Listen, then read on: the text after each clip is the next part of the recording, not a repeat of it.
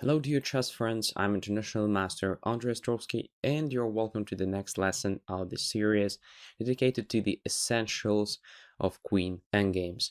This time we are discussing the features of the bishop pawn, so the pawn on the C or F file, and what is the main difference if compared to other files in the sense of queen's fight against this pawn.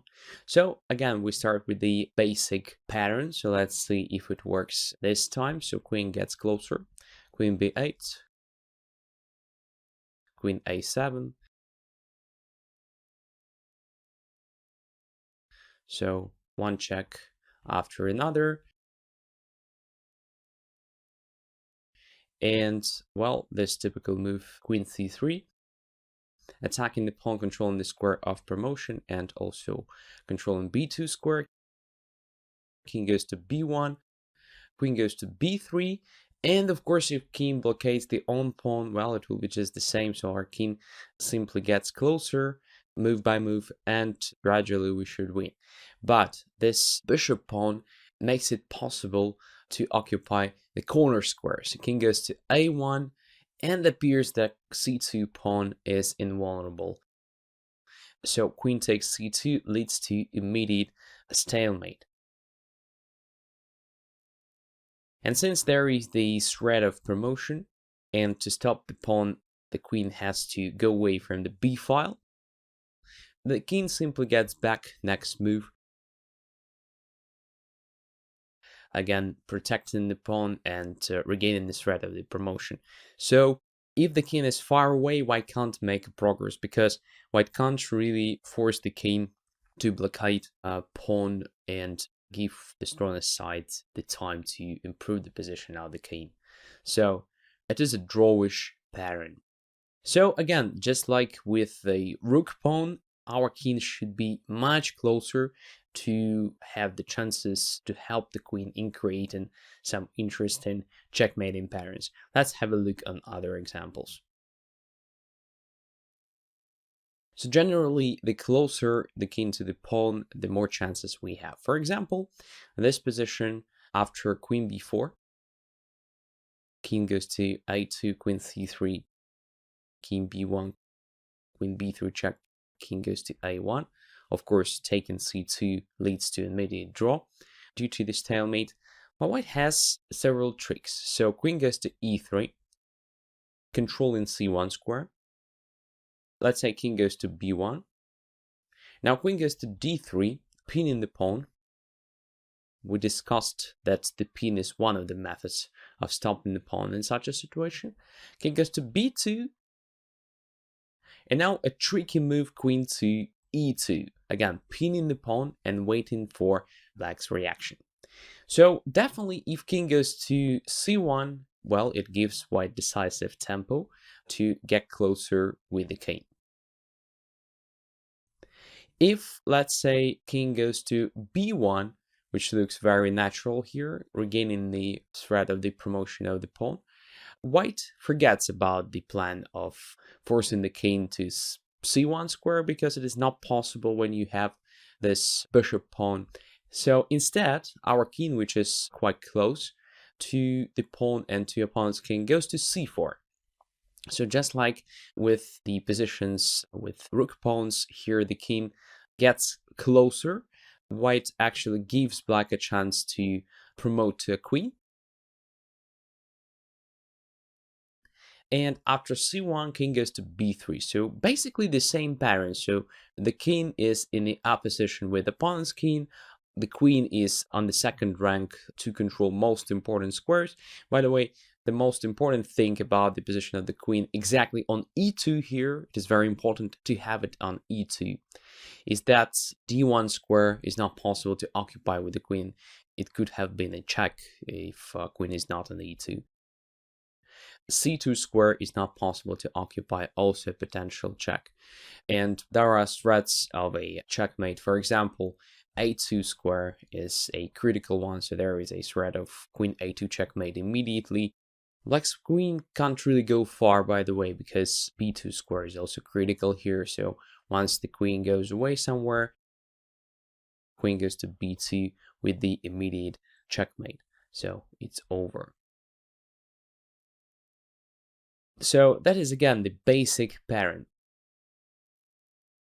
One more important moment is that after king b2, let's say the same doesn't work with the help of queen d2, because king b1, king c4, and c1 queen check, and at the same time attacking the queen on d2. This is why it was so important to occupy exactly e2 square in this situation. So does it mean that white wins? Well, of course not, because in addition to king c1, king b1, moves that lose the game, black has again the same trick with the stalemate. So king goes to a1 instead, and well, now it's not possible to win, because if queen takes c2, it is a stalemate, and if king goes to c4, then after c1 and king b3, well, black's queen is no longer that smothered, and it has a chance to play, let's say, queen b1 check, and well, probably it will be just a perpetual. So no chances to win in this position either.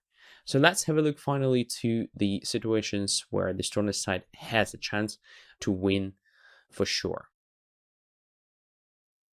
In this position, there is a serious difference in the placement of black's king. So since the king is on the d file, there is no immediate stalemate play. So this gives white very important tempo.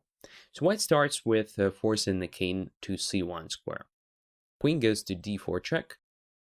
The same mechanism, king goes to e2, queen c3, king goes to d1, queen d3, and king c1. So as we can see, pawn is blockaded, there is no threat of promotion on this pawn, so this gives white a tempo to get the closer with the own king, and of course king goes to c4. So now it is much easier for white to win, because, well, the king is about to occupy the critical b3 square. So king goes to b2, black has nothing better, because if king goes to b1, then pawn c2 is pinned, so white immediately wins after king b3, just grabbing this pawn with the king if necessary, but it's not even so necessary, because after, let's say, king a1, it's better to finish the game with the checkmate. So let's say check, and checkmate on b2.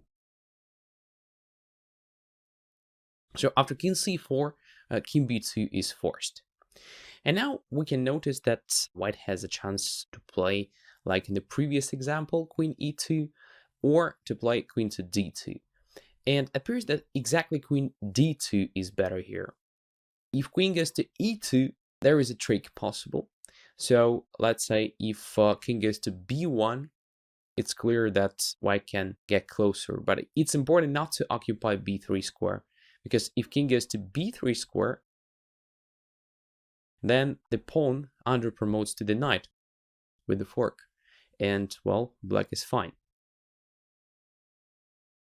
So king goes to c3 instead, attacking the pawn,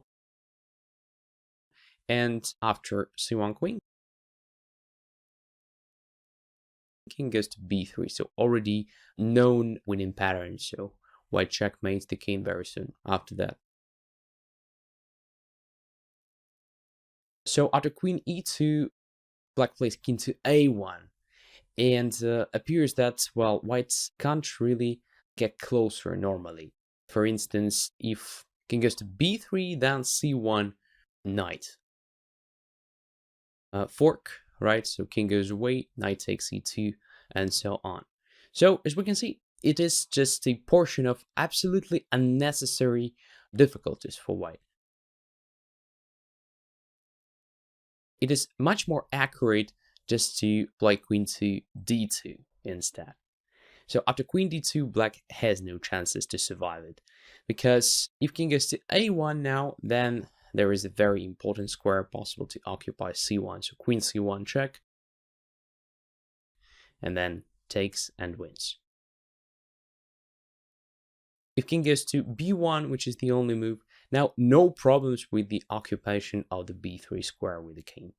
So now after c1 queen, the only normal move, since king a1 leads to immediate checkmate, queen c1. So c1 queen at least promotes the pawn to a queen, but it is not enough, of course, in this position, so queen goes to a2 immediately with the checkmate. By the way, sometimes your queen is not on the second rank, so your king is already here on b3, but queen is not in the second rank, so you don't have the direct access to a2 square, in other words. So for these cases, it is very important also to know the mechanism of quick getting to a2 square. So the check along diagonal h7, b1, let's say queen d3, and after king a1, the check along the a file. So queen goes to a6, king b1, and finally queen to a2 with the checkmate. Well, if your king is already in the up position, like here, and opponent's queen is on the c1 square, well, there are numerous different ways to win the game.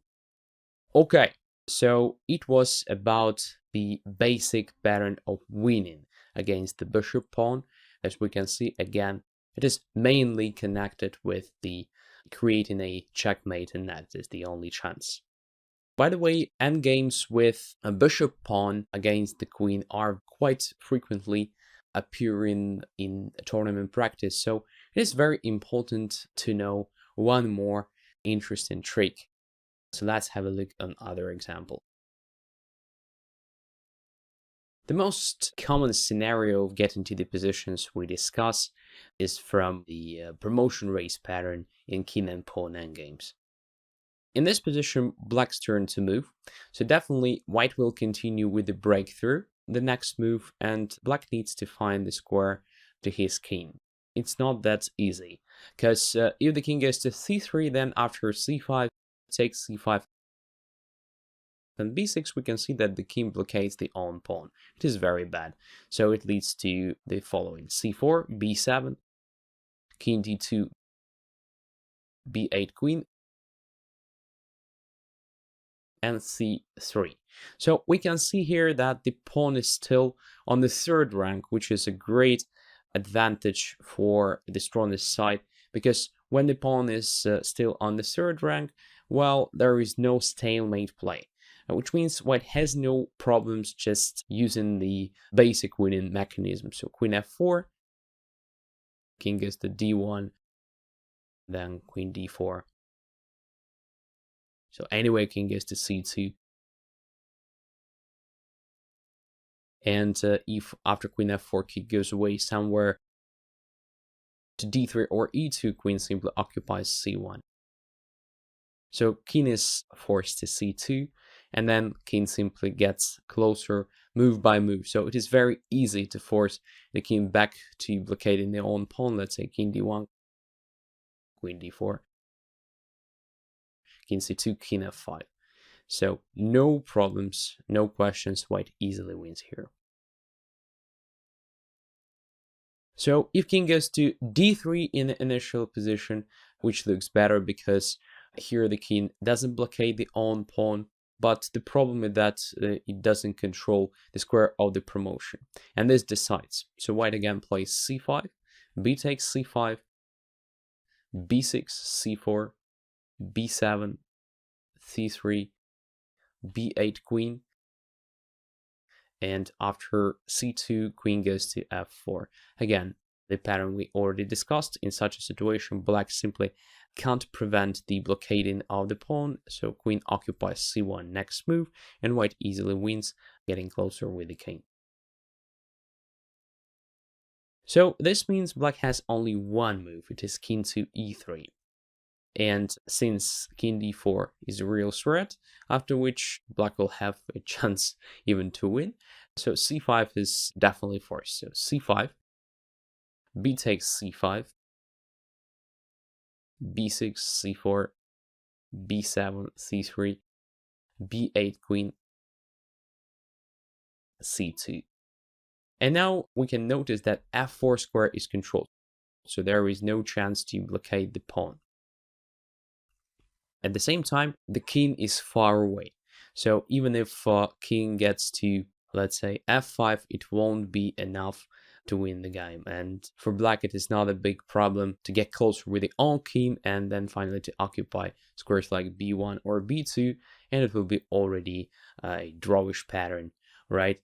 So white needs something to win exactly right now, and we can notice that potentially there might be a skewer along diagonal h6 c1. So here it is very, very important that h6 square is free to occupy, because white has very nice trick. So queen goes to h2. So we can notice that c1 loses to queen h6 check with the skewer, it's clear. But why it is so important to put the queen exactly on h2? Because this move breaks the connection between the king and the second rank, what is really important, with the square d2, right? So there is no longer a connection with the square d2, and king can't really support the own pawn normally. And if, let's say, the king goes to d3, then white wins with the queen f4 move. So this pattern is not that common, but it is very, very important to remember such a thing, because it is really helps in the calculation. So as you can see, we started with the normal king and pawn endgame situation, and well, to estimate the variations correctly, you have to calculate really deep, right? And it really helps when you know the pattern, because you just reduce the quantity of the variations you have to calculate. So you reduce the probability of making a mistake and, well, achieving not the result you want, but the one you want to avoid. Okay, so we discussed the basic things connected to bishop pawn in this lesson. Now I think it's clear that only a few positions can be winning for the stronger side when the king is far, far away. And if the king is really close to the pawn, there is a chance to coordinate the work of the king and the queen to allow opponents to promote to a queen, but then to come up with the checkmate in that. So very similar to the rook pawn. And this concludes the portion dedicated to the fight of the queen with pawns. Thanks a lot for your attention. See you next lessons.